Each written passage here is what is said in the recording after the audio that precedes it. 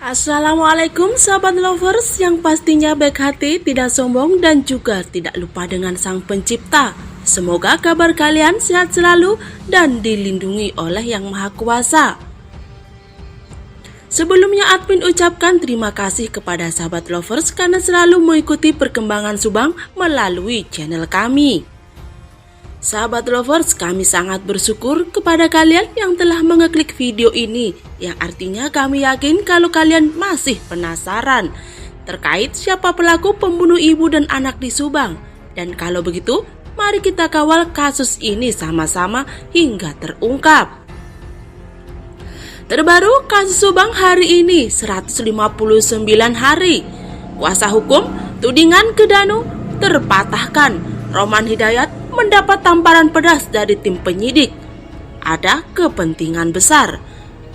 Namun sahabat lover, sebelum ke pokok pembahasan, bisalah kalian tekan tombol subscribe dan aktifkan tombol notifikasi agar channel ini lebih berkembang. Jika sudah, yuk kita simak kembali pembahasannya. Hari ini Minggu 23 Januari 2022, kasus penemuan mayat ibu dan anak di Subang, Jawa Barat memasuki hari ke-159. Namun, kasus perampasan nyawa Tuti Suhartini dan Amelia Mustika Ratu ini belum juga terungkap.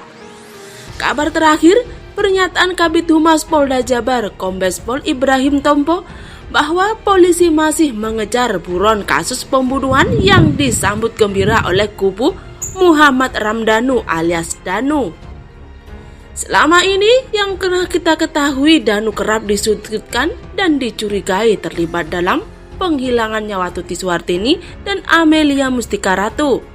Danu bahkan juga dicurigai sebagai sosok di balik sketsa wajah pelaku yang dirilis oleh Polda Jabar akhir tahun 2021 silam.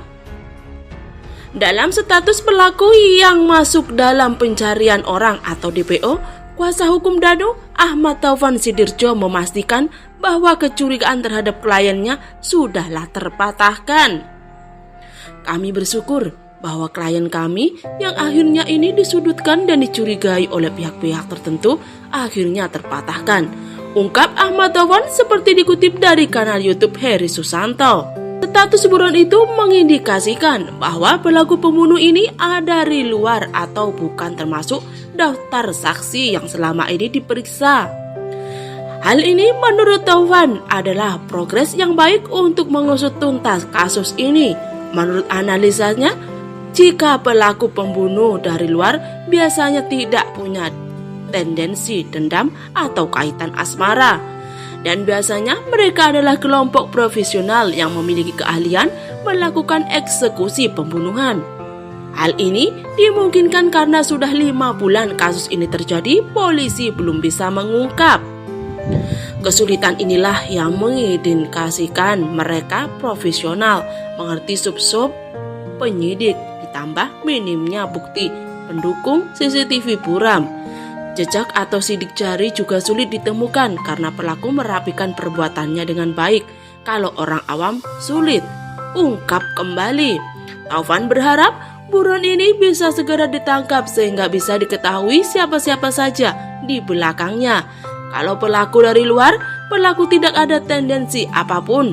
Dia hanya menjalankan tugas. Siapa yang memberi tugas, siapa yang membayar, siapa yang berkepentingan di sini, ungkap Taufan kembali. Taufan juga mencermati kondisi TKP saat kejadian, yakni kondisi rumah tidak ada yang rusak serta tidak ada satupun barang yang hilang kecuali 3 ponsel milik almarhumah Amelia.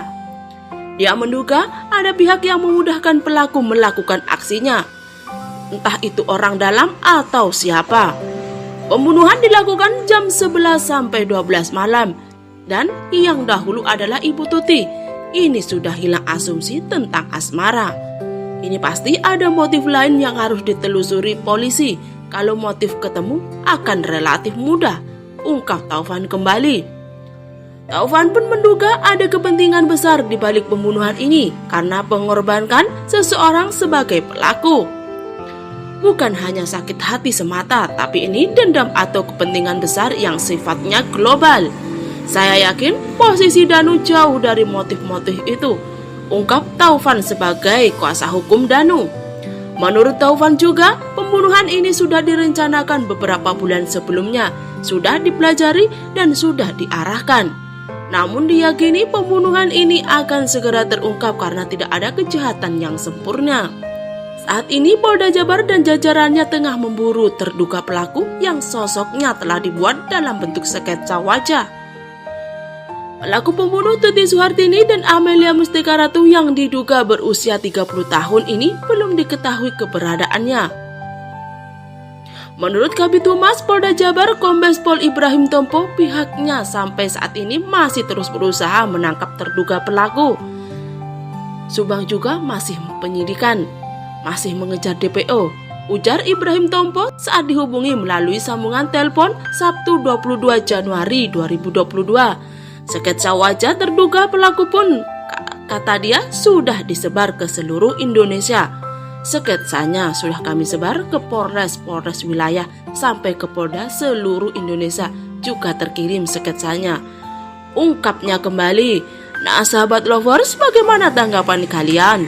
Cantum di kolom komentar dan terima kasih sudah menyimak video ini sampai habis dan sampai jumpa di video pembahasan kasus Subang selanjutnya.